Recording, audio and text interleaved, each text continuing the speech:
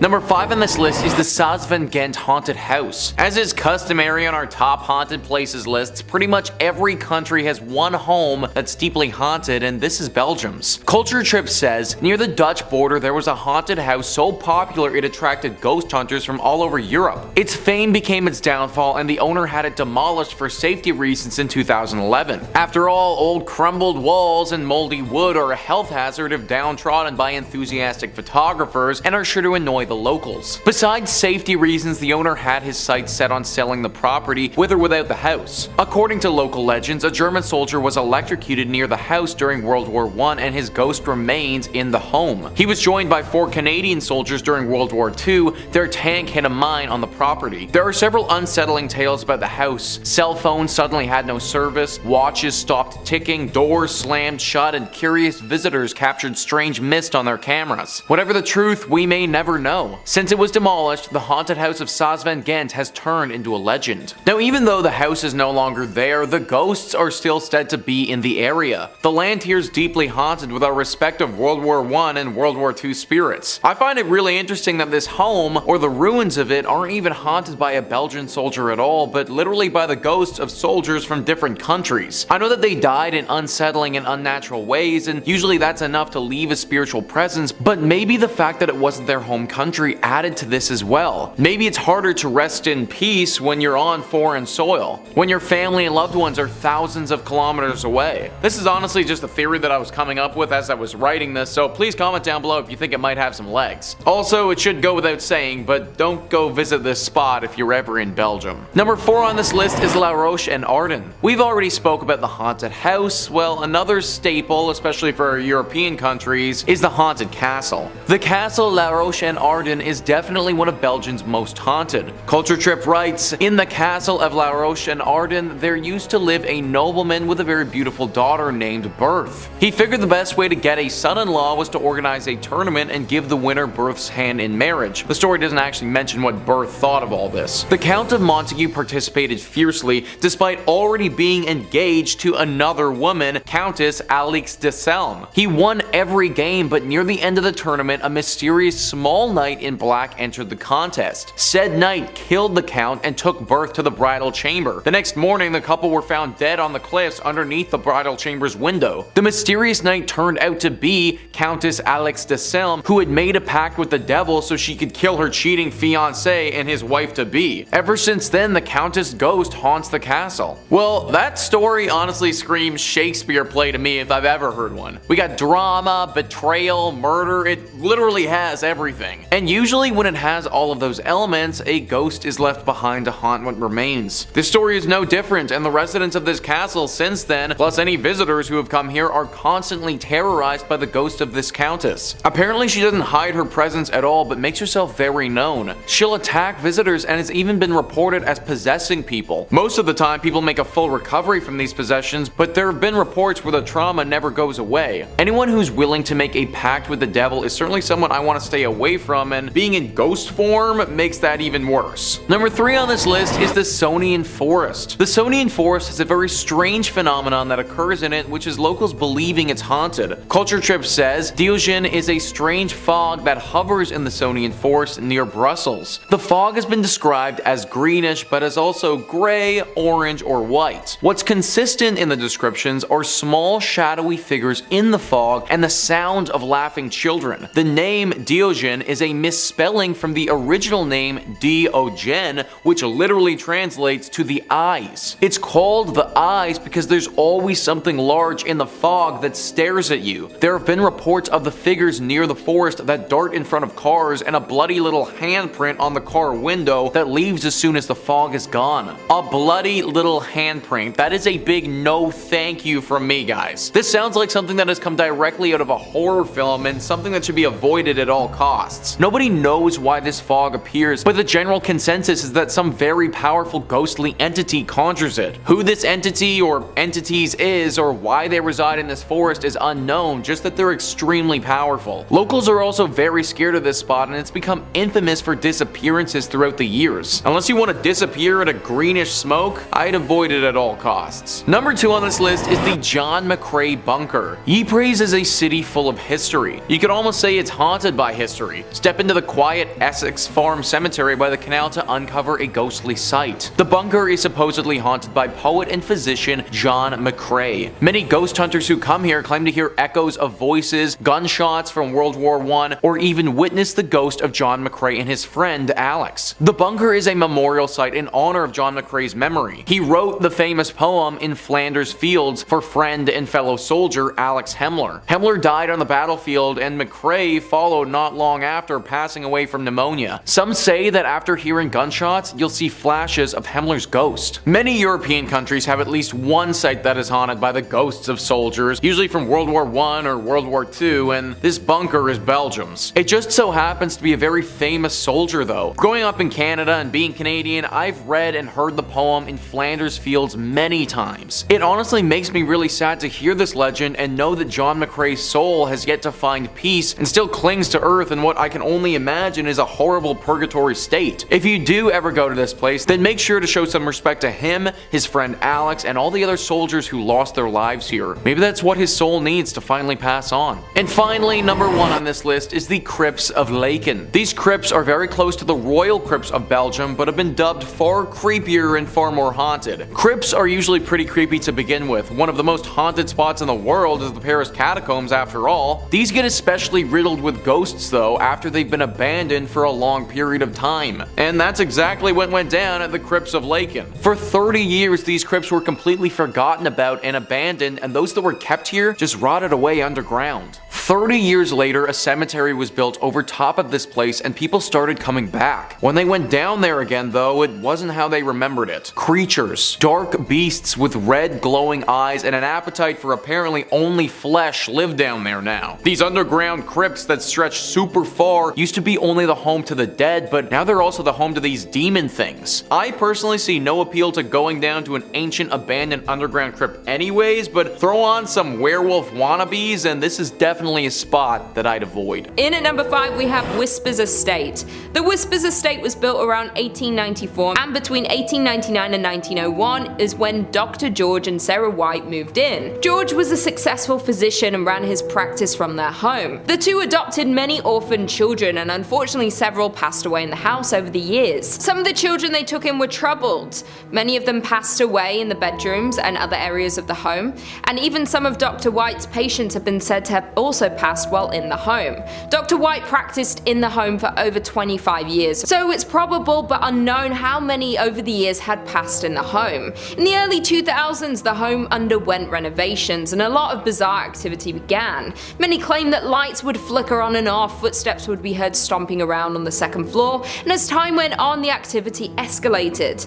To this day, people reserve time to come and experience all this paranormal activity and are encouraged to write down any experiences they had while in the home, and these accounts are posted to the Whispers Estate's official Facebook page.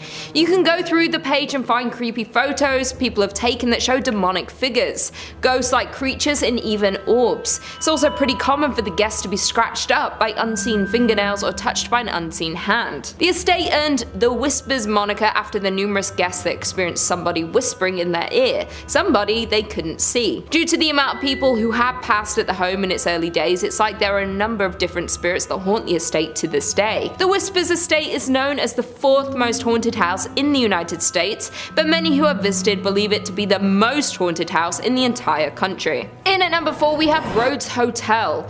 The Rhodes Hotel was established in 1893 and was named after the first owners, Clara and Newton Rhodes. The youngest child in the Rhodes family, Everett, passed in one of the second-story bedrooms after contracting tuberculosis at 18 years old. Soon after their daughter's death, Newton unfortunately died, and it's believed he had died inside of the house. After Newton's passing, Clara turned the house into a dual brothel and speakeasy. It's said that one of the ladies of the night, Sarah, still haunts her bedroom tucked behind the stairs on the second floor. After Clara's death, the family home was opened as a hotel in the late 1800s and was meant to house those flocking to East Central Indiana during the natural gas boom. It's even believed that John Dillinger and Al Capone stopped at the hotel for a stay after hitching a ride on a train to Indiana. Not only did the family pass in their home, but a preacher by the name of Lester Poor supposedly hanged himself in the attic during the time when the home was converted to a hotel. But many believe his death could have been a murder. Due to the hotel's rich history, many many locals and visitors have experienced paranormal activity, and everyone in the town knew that many spirits that passed in the building still haunt it to this day. The hotel closed its doors in 1937 and the property remained in the Rhodes family hands but sat empty for more than 30 years. The hotel and its contents were eventually auctioned off and it landed on the National Register of Historic Places,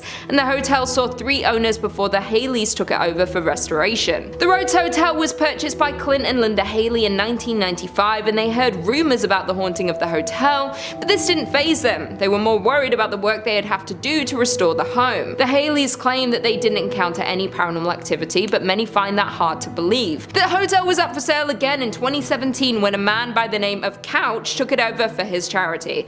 Couch had launched the Lost Limbs Foundation 4 years earlier, which raised funds for prosthetic limbs for children. To this day, Couch's charity has owned and run the hotel. Not only had it been named among Indiana's most haunted places, but the hotel is consistently booked for private and paranormal investigations. The overnight investigation tickets can get up to $200, and this hotel attracts people from across the country. There have been many investigators that believe there is extensive activity in this old hotel, and people have captured a figure-like shadow moving across the living room curtains with the use of night vision cameras. Most commonly, people hear whispers and the second floor creaking when no one is inside. Unlike the Haleys, Couch said he's seen and heard supernatural happenings in the hotel since moving onto the property in 2017. He's heard footsteps on the staircase, the property camera has turned off randomly, and picked up voices before the footage flickers back on.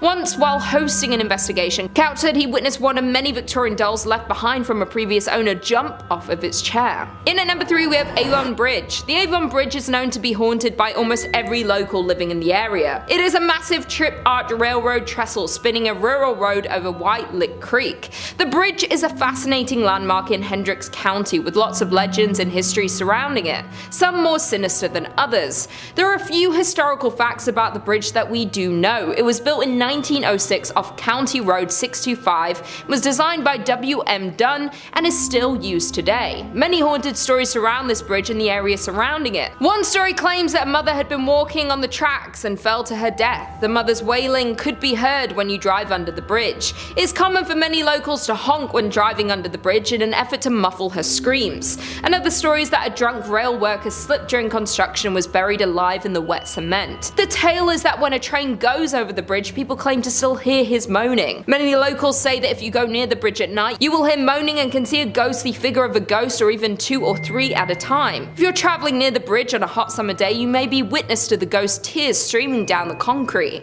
Many people don't even refer to it as the Avon Bridge. It's often called the Haunted Avon Bridge because of the number of accounts of ghost sightings and constant sounds of the moans and screams heard from the ghosts that haunt the bridge. In at number 2 we have James Allison Mansion. The James Allison Mansion was built for James Allison, and it was a dream home, done in a grand design and style that exhibited James's wealth and importance. James was an important figure in the auto and plane industry, greatly helping in the development of cars and airplanes. He founded the Presto Light Company, which produced the first efficient headlight for early automobiles, and was a founding partner in Carl Fisher's Indianapolis Motor Speedway. He also started Allison Engineering Company, which evolved and transformed into an aircraft engine make known today as the Allison division of Rolls-Royce.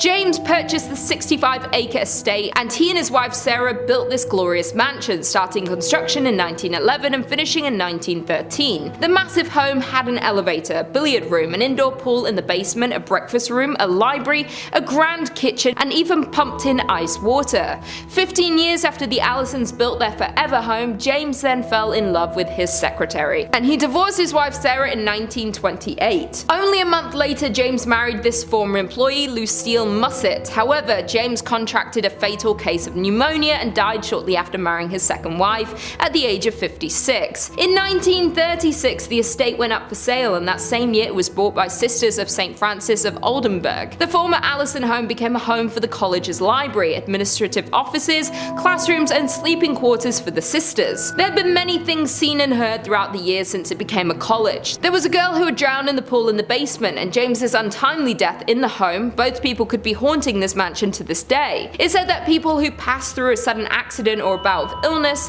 sometimes their spirits hang around, perhaps unaware that they have died or not wanting to accept their deaths, and this is the case for both the little girl and James. The entity of a little girl is often seen throughout the mansion. There are strange cries that are heard from the basement, in the attic, and objects seem to move by themselves and can completely disappear. There is another entity seen and could possibly be more than one, and they like to take keys and objects and move them to odd places. The library in particular is often completely rearranged, like the books and furniture. And finally, in at number 1 we have French Lick Springs Hotel. Nestled in the small resort town of French Lick sits the massive French Lick Springs Hotel. This legendary hotel was constructed in 1845 and is a crown jewel of the southern Indiana town, but there's more to this resort than meets the eye. This Indiana hotel is known to be one of the most haunted places in the state. Thomas Taggart was a mayor at the time and purchased the hotel in 1888. After purchasing the hotel, he added luxurious furnishings, marble floors, and built 2 championship golf courses. During this time, Taggart became the Democratic National Chairman, and the hotel became the unofficial headquarters of the Democratic National Party. In 1931, Franklin Roosevelt visited the hotel because of its Democratic standing and won the presidency a mere year later. Over the years, the hotel and the work Taggart put into it made it one of the most prominent hotels in the area, and even ran the West Baden Springs Hotel out of the business. Unfortunately, in 1916, Taggart passed away, but according to local legend, his spirit has never left the building. Taggart died in 1916, but that hasn't stopped rumors of sightings of this famous hotel owner. Guests and employees frequently encounter strange and paranormal activity throughout the hotel, and they believe it is caused by Taggart himself. Many spot his ghostly figure near the service elevator and can pick up a strong scent of pipe tobacco. Others claim they witnessed his spirit riding down the hallway on a horse and making noise inside the ballroom. Some hear noises and others encounter his ghost, though usually both don't occur at the same time. Not only is Taggart's ghost living in the hotel, but there are also rumors of a form of bellhop that lingers around the hotel. Many believe that he was a current employee until they saw old photos of him hanging on the wall or were told no bellhops were on duty when people had encountered him. Employees and guests say that it's pretty hard not to encounter some sort of activity when you're in the hotel, and due to the vast amount of paranormal sightings are why it's considered by many to be the most haunted place in Indiana and one of the most haunted places in all of the United States. Number 5. Hockomock Swamp. Already sounds pretty scary in itself. Something about swamps, you know what I mean? During the 17th century, the Hockomock Swamp was used as a fortress by the Wampanoag people, the predominant band of natives in the area, against invasion by the early British settlers. It played a landscape role in King Philip's War as a strategic base of which to launch assaults with nearby English settlements. During the 18th and 19th centuries, settlers deemed the swamp to be useless, barren land, and it didn't really do much besides sit there and just kind of take up space. They attempted to drain it and convert it into a profitable farmland, however, nothing really grew.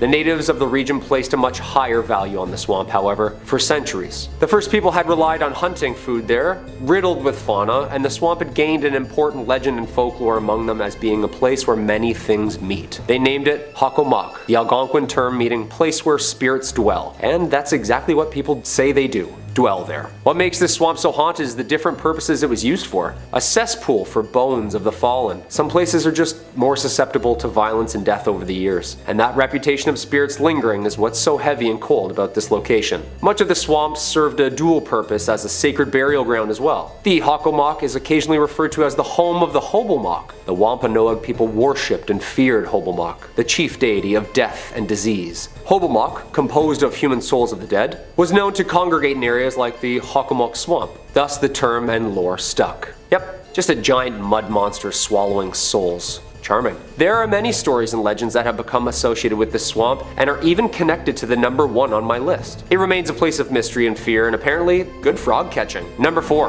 Lowell Cemetery. Lowell Cemetery is a cemetery located in Lowell, Massachusetts. Founded in 1841 and located on the banks of the Concord River, the cemetery is one of the oldest garden cemeteries in the country, making it a perfect place for violence and an eternity of soul searching. Many of Lowell's wealthy industrialists are buried here under lavish Victorian tombstones. Visitors have claimed that this is one of Massachusetts' most haunted cemeteries. What makes a haunted cemetery more haunted than another haunted cemetery, you know? Is there like a competition or like a quota or something? Just gotta keep the numbers up. What is it? I feel like every local claims their cemetery is the oldest and most haunted, and this brings me to our fair maiden here, the mysterious witch, Bonnie. A popular meeting place amongst the local teens at night for some scares and some screams, the statue of a woman with her arms outstretched on a rectangular tomb, her hands clutching a veil that falls down behind her body as though it were a cloak caught in the wind. Her eyes lay cold, staring at the heavens. Under her left eye, a black tear. Paranormal researchers have claimed that the statue holds more of an electromagnetic current, and strange things can be seen in front and around the statue, making it seem like it's moving from time to time.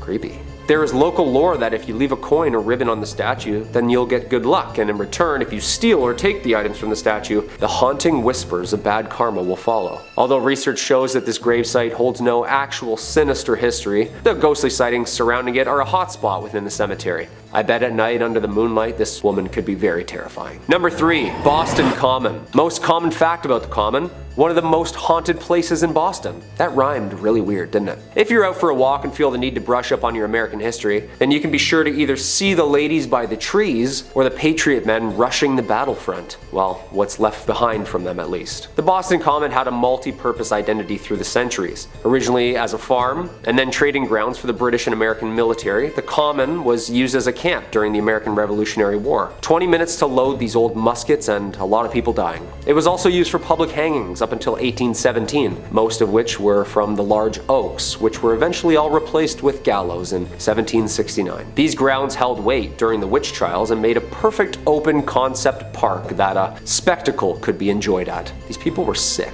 This place has seen its fair share of violence. The 350-year-old park is full of graves, ghosts, and gallows. It's almost impossible to know just how many bodies lay underneath the park, like a cesspool of unmarked graves from many different eras. Most buried here were low class, sick, or died in battle. Oh, and of course were hanged in front of the public. This place is home to many dark shadows, cold spots, and the occasional smell of gunpowder. Next time you're in Boston, swing by one of America's oldest and fullest cemeteries and see if you can see anything for yourself. Number 2. The Danvers State Hospital. The Danvers State Hospital, or also known as the Danvers State Insane Asylum, was a psychiatric hospital located in Danvers, Massachusetts. It was built in 1874 and opened in 1878 on the isolated site in rural Massachusetts, which, fun fact, the judge who preceded the Salem witch trials lived on. That's bad karma already, isn't it? Despite being included in the National Registry for Historical Places in 1984, the majority of the building was demolished in 2007. At a cost of $1.5 million at the time, the hospital originally consisted of 2 main center buildings with housing for the administration, with 4 radiating wings on each side. The outermost wards were reserved for the most hostile patients. This was a prominent location where medications were being tested by the government, and the favored lobotomy was being fleshed out. When shock therapy failed to control the population, lobotomies started, and in 1939 the population of the hospital swelled to almost over 2,400 patients. A total of 278 people died at the hospital that same year. Neurology experts often call Danvers the birthplace of the prefrontal lobotomy. Ouch. Visitors to the hospital during these years reported lobotomy patients wandering around staring blankly at nothing, unaware of who they were or what they were doing. Large budget cuts in the 60s played a major role in the progression of closing the Danvers State Hospital, and with nicknames like Hell Hill Hospital and Lunatic Asylum, the hospital began slowly closing its facilities by 1985. The original hospital wards were closed and abandoned soon after. During the 80s, reports began to filter out of the hospital about missing teenage patients. The stories of ghostly figures and shadows in the windows were thriving. Are the ghosts of the lobotomized patients still aimlessly walking the realms of this now demolished hospital? What do you think? And number 1, the Bridgewater Triangle. Just a couple miles south of Boston is one of the most interesting and bizarre places in Massachusetts. I chose this as the number 1 spot due to not only the paranormal ghostly figures that have been seen across the vast plains, but 200 miles of connected weird events that will definitely catch our attention. It's named from the triangle shape. The paranormal events and phenomenon that occurs within these mapped lines includes as many as orbs, UFOs, Bigfoots, fairies, skinwalkers, alien hybrids, you name it, it's there. Well, possibly there. The towns of Raynham, Brockton, Norton, and Taunton are all subject to a universal head scratcher. In the 70s, there of course was a surge of UFO witnesses, at the same time several Bigfoot. Huh, that's interesting. Massachusetts just keeps getting stranger and stranger, doesn't it? Huge humanoid creatures, motherships, and landed UFOs have also been spotted and reported within this 200 square foot mile radius. Do you think this place is like a Skinwalker Ranch type of place? Maybe some motherships are trying to just reconnect with the Wi-Fi upstairs? I don't know. Whatever it is, the Bridgewater Triangle has been home to numerous documentaries and folklore and attracts spooky goers each year with its variety of paranormal activity. Coming in at number 5, we have South Manitou Island in Leland. South Manitou Island is part of an island chain in Lake Michigan that extends north to the Straits of Mackinac. The only public access is by ferry from Leland, Michigan. The island consists of a ridge of tilted layers of limestone buried under a blanket of glacial debris. 16 miles offshore from the Leelanau Peninsula, featuring 300-foot sand dunes, deserted shoreline, and empty campground, it's about as terrestrially creepy as you can get in Michigan. In the 1800s, the island became a popular harbor for ships traversing the newly built Erie Canal into the Great Lakes and on to Chicago. One local legend surrounds a ship full of passengers stricken with cholera stopped at South Manitou, where sailors buried their victims in a mass grave, some of them still alive at the time. Soon after this incident, the first appearance of ghosts and hauntings began. The mass grave is believed to be near the old cemetery just north of the Bay campground. This is also near where the old dock used to be located. Additionally, the passage between mainland Michigan and Manitou is one of the deadliest sections of Lake Michigan. This is due to a sudden weather change, creating a navigational hazard, causing over 50 known shipwrecks. Traffic was quite busy here during the late 1800s, and there were frequent accidents where ships would literally run into each other. Off the coast of the island lies the shipwreck of the SS Francisco Morazan, where rumors say a young island boy died after trying to explore on his own. There are also 2 cemeteries on the island and an ancient cedar forest where voices are said to be heard. The haunting of this island is so bad it has driven park rangers to go mad and demand to be taken off the island. One ranger even confessed to hearing voices, footsteps, and slamming of doors inside buildings that were otherwise unoccupied. Coming in at number 4, we have Masonic Temple. With over 16 floors and 1,000 rooms, this Gothic temple is one of the most striking buildings in Detroit.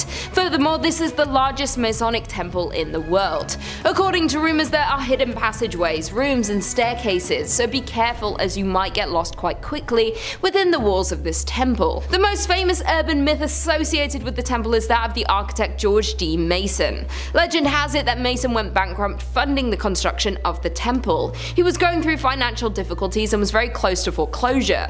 Due to this stress, George D. jumped to his death from the roof. This story will back up the fact that many reports of a ghost climbing the steps to the roof of the building as if stuck in a loop of his darkest moment. Even scarier, additionally, guards frequently find the door to the roof unlocked, even when it was just checked moments earlier. Additionally, the temple has various cold spots and doors are reported to close suddenly. One of the roof doors is said to swing open just moments after it is locked by a watchman. Many people report the feeling of being watched while inside of the building. Coming in at number 3, we have Doherty Hotel. The Doherty family has owned and operated the hotel since it opened in the 1920s. The Doherty men were and remain the business managers. However, as the current owner Jim Doherty tells it, it was the Doherty women who were the heart and soul of the business. The hotel has a colorful history. During Prohibition, it was a speakeasy, a place for backroom gambling and adult entertainment. It was also a meeting place for the Mafia and Purple Gang. Here, they worked out their differences. In 1938, the hotel was the site of one of Michigan's most notorious murders. Isaiah Lebo, former Purple Gang attorney turned Purple Gang businessman, was murdered in the bar. He was shot by his cousin and business partner Jack Livingston and sadly passed away. Ever since, there have been numerous hauntings. Some believe it's Lebo who haunts the ground or grandmother Helen Doherty who passed away at the hotel. But there is one thing for sure, and it's the many ghost stories that are now associated with the hotel. Guests, visitors, investigators, employees, and the owners have all had some kind of paranormal experience at the hotel, which includes perfume scent wafting through occasionally, loud knocking, bedroom doors open and close by themselves, and dark apparitions and shadowy figures have been spotted anywhere from the lobby to the top floor.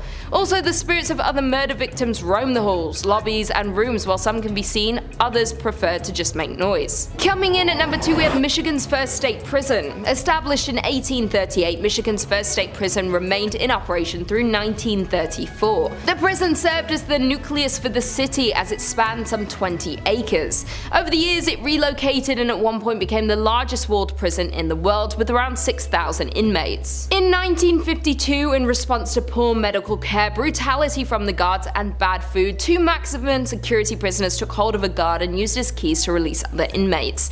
A days-long riot ensued, resulting in 9 guards being held hostage. Additionally, the riot resulted in the deaths of several inmates and guards before it was extinguished by the National Guard. The inmates fought for and won a list of 11 demands for reform. Today, the old prison has become the Armory Arts Village, a residence and studio for local artisans. Apartments are very contemporary and halls are covered with artwork. In spite of its modern renovations and freshly painted walls, though, rumors persist of its haunting.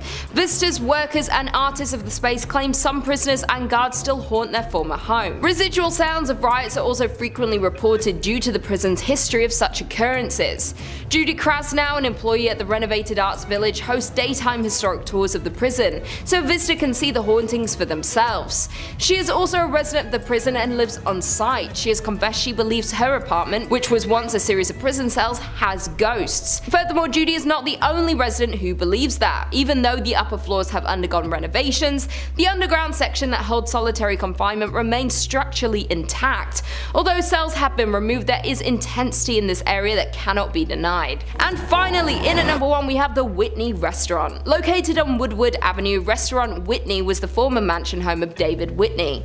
David was one of the Midwest's wealthiest lumber barons at the turn of the century, and he built this magnificent 21,000 square foot home in 1894.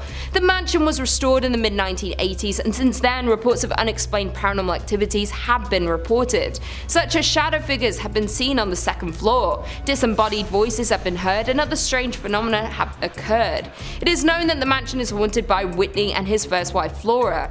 Flora always wanted to live in a mansion but died before the home was finished, leaving Whitney to raise their 4 children. A year after Flora's death, Whitney married her sister Sarah, leaving Flora's ghost to forever live in distress. The paranormal activity within the restaurant is not for the faint-hearted, as there have been reports of the elevator traveling between floors on its own with no one inside to operate it. Furthermore, ghosts have been witnessed on the upper floors, with one staff member seeing an older man looking out the window. The staff member approached the man asking him to leave, and right before the staff's eyes, the man vanishes into the floor. Other reports include noises that sound like silverware and kitchenware being handled and or stacked in table settings keep getting moved around by some unseen presence. The outhouse is said to be the most haunted part of the property. It was originally built for Whitney's slaves and has been largely untouched for years, mostly due to the fear of paranormal. Inside the outhouse is a dining table that is set for the afternoon tea and has been untouched for as long as anyone can remember. Today is still perfectly set but covered in a thick layer of dust, adding to the ghostly atmosphere. The outhouse has no electricity, so sits in the darkness at night. A tour guide who once worked at the Whitney insisted that the building was haunted for his experiences working there.